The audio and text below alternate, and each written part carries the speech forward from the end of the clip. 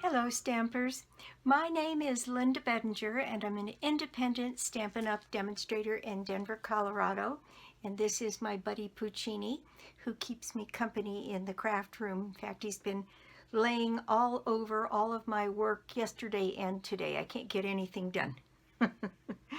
And today we have a very fun project for you. This is a little 3D project, and as a result of my craft shows last year, I got into making, my partner and I got into making gift card holders. And so I vowed that this year I'm going to come up with 12 different designs for gift card holders. And so I'm going to do, one a month, something like that. And they're just kind of fun to figure out something a little bit new and different. And this idea I got from a demonstrator in England. Her name is Anne Melvin, and she goes by the name Positively Papercraft. And Anne is an extremely talented stamper, and she does a lot of 3D projects. And I just fell in love with this one. So let's just get started.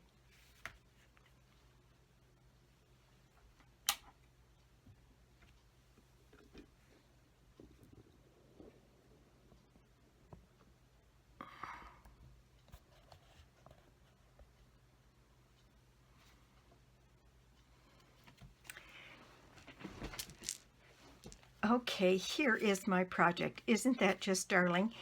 This is a little gift card holder. It has a Velcro close, and inside is a way to, oops, the glue's come loose on this one, to put a gift card in here and have this little band of gold hold it in place. And it's just as cute as it can be. And this one we're going to make in silver. And so this is that wonderful paper in the new catalog, and it's called Like an Animal. And they're all foiled gold and silver animal prints. And so here's the pieces that you need to make this project. You need, you need a piece of card that is 6 inches by 4.5, and it's scored at 3 inches and then closed. So we've got a 3 by, 2 and 3 by 4.5 inch folded in half. All right, then we have 2 pieces and the animal print, and I'm using the silver in this case, and this one is 4 3/8 by 2 7/8 at 2 7/8. And what we're doing is cutting this just so that there's ever so slight a border on either side to pick up the white, and the rest of it should cover the purse. You might have a little bit of a border on the top or the bottom on one, but that's it. Now, you need a little piece of, in this case, silver to go with this one, gold with this one, 2 inches by 1 inch, and then you need a couple of strips of foil. And in the case of this project, you need a piece of silver foil that is 1/2 inch by 7 inches. Then we need another piece, and it just needs to be about 4.5 so that we can anchor this on the inside, and then we can just trim off the edge by a 1/2 inch. And then we need one more little piece of scrap silver to punch out a little circle. So that's the pieces that we need to make this. So let's just get started here. Work is done on the trimmer on this. And what we're going to do is take our trimmer, and I'm going to place this project in my trimmer. with the fold side down, fold side towards you, and we're going to put this corner in the cutting channel, and then we're going to put this corner on the 1/2 inch mark, and we're going to slice that angle there and take that little triangle off. Then we just flip it over and do exactly the same thing. So your corner in the cutting channel and your upper point against the 1/2 inch line, and then give this a cut. I'm using thick basic white, thick basic white on these, so it's a little challenging to cut through the two pieces. But there's your basic purse shape. Now we're going to take these two pieces, because I want to have a cover for the front of the purse and the back of the purse. It's going to hide some of our work back here. And that's the one thing I did different than Anne. She didn't cover the back and left the pieces so that you could see it. I thought it looked a little more cleaned up doing it the other way. So I've got two pieces of the silver here, and I'm going to do that same thing. I'm going to put the corner in the cutting channel and put the tip of that corner there on the 1/2 inch mark, and take that piece off, then flip it over and do that exact same thing in the cutting channel on the bottom and to the 1/2 inch mark there. And there we go. Now I've got my two pieces cut, and I'll show you here to make my little purse. So I've got that there, and you see I am going to have a tiny little margin on the top on bottom on this one, and I think I had to cut down this one because it had a real bad edge, and I think that's how I got to the point that this one fit exactly. But to your point, if you want it to cover the whole thing, then you make this piece of paper, this silver piece or the gold piece, exactly the same size. You make it 4.5 by 3, and then it'll fit absolutely, cover everything. I kind of liked it with a little bit of a white margin on it, so I went ahead and did that. Now I'm going to start by putting the front of my purse on, and I'm just going to use my seal and get some glue down pretty close to the edge on the sides here,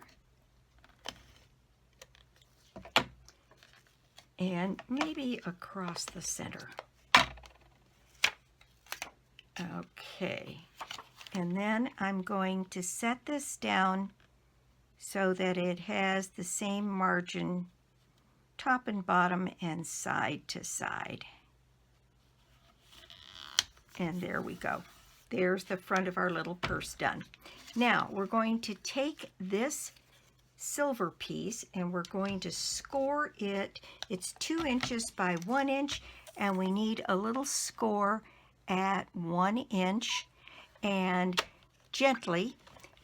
This foil has a tendency, if you push it too hard, you're liable to cut through.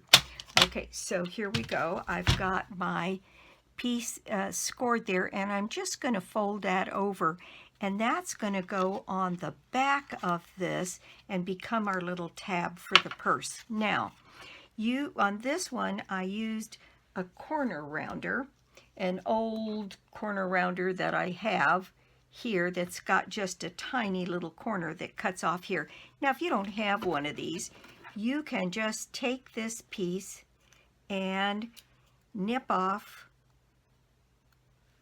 an edge, and then do the same thing on the other side and nip off an edge, a lot or a little, it's entirely up to you. And then you have a decorative looking little tab for the front of your purse. Now you can do a whole sort of half circle here with a bigger corner rounder. It's just up to you, whatever you'd like to do. Now for this, what I did was I used Tombow because I want the strongest possible glue I can get. So what I'm going to do here is put a little bit of Tombow on the back side of that tab in the center. There we go. Because I don't want it to go outside of the tab. It just makes for a messy project. Okay, and I'm just going to eyeball it here and kind of get it in the middle. And there we go with our Tombow. And see, when we put that back panel on here later, it's going to hide all of that work. And that's what I wanted. So I'm going to let that dry. Now then, I have my 1/2 inch piece by 7 inches. And what I'm going to do is put another dab of Tombow on the shiny side of this silver piece. And I'm going to set it right in here. And then I'm going to line up to make sure I've got it straight by putting the bottom of my purse edge on the straight line and then angling this so that I know, following one of those grid lines, that that is perfectly straight. And then I'm just going to let that sit for a second while that dries. And while I'm doing that, I do have an old punch. This is a little 1/2 inch punch, and I'm going to cut a little, and you don't have to do this detail, but I kind of like the way it looked. I'm going to cut a little 1/2 inch circle there, and that is going to go on the front of my tab. And I'm going to put just a dollop here of Tombow, and again, probably too much. So let me see if I can take some of that off. And I'm going to place that on my little tab here. And there we go. Now, for a gem for this, I dug deep in my stash of old Stampin' Up! Embellishments, and I found these. And they're, and you can put any kind of a gem. I know in your stash you've got a silver and pearl or something like that in there, and any old gem will do. These were fun because they're just so big. And I put that right in the center of my little circle here.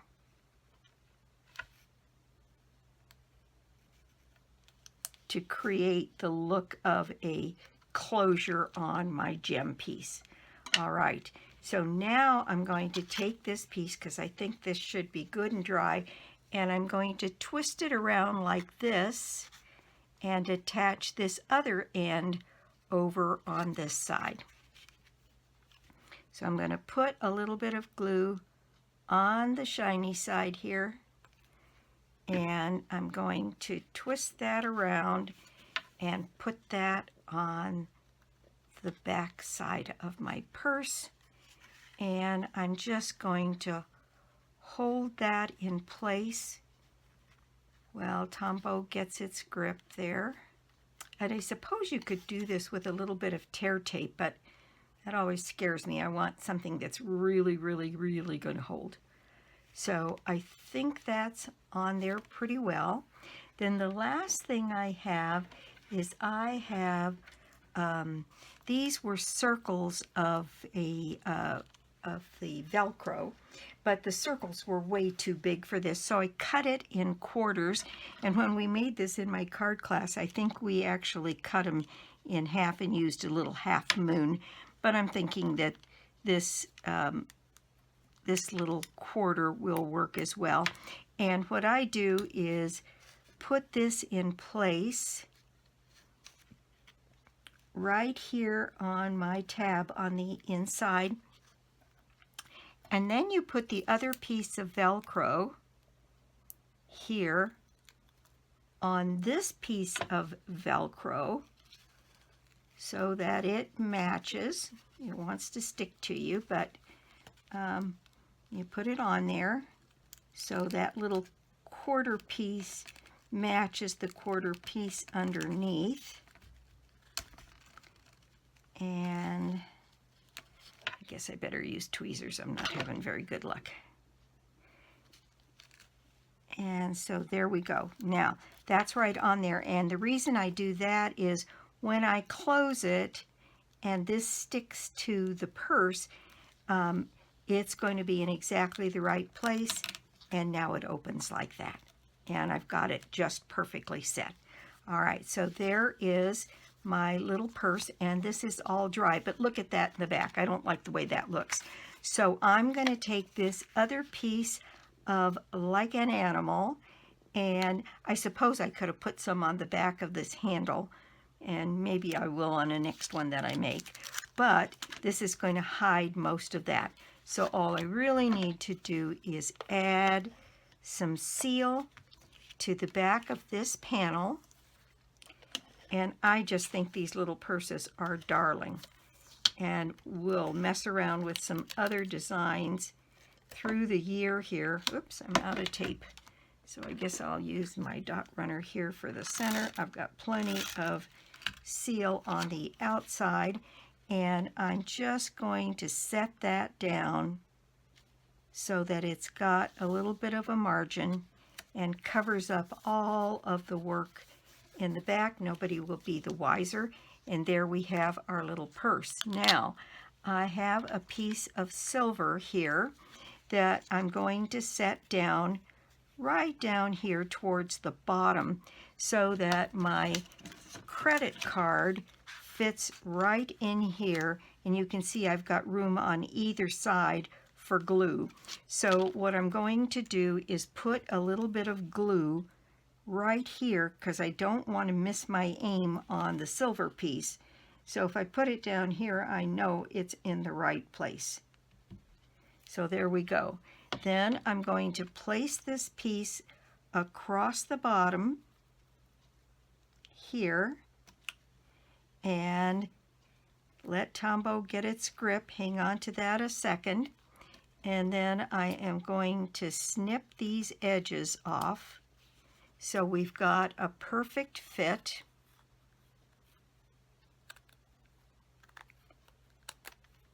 There we go. And once that's had a second to dry, then we can slip our credit card in here, and that's going to hold it just perfectly. And we close our little purse, and there we've got probably the most fun gift card holder I think I've ever made. I just had so much fun with this, and we made them in my card class, and everybody was very excited about these unique things. And you can roll, it doesn't have to be a gift card. You can fold a check, you can fold some cash and put it in there, and you're good to go. And then you could, on this part of the card, write your message. So they fit in here perfectly. This paper is absolutely perfect for this project. So there we are. That is my project for the day. Thank you so much for stopping by my YouTube channel today. I do so appreciate it. And if you don't already have a Stampin' Up! Demonstrator, well, I'd love to be your demonstrator. Or you could join my team.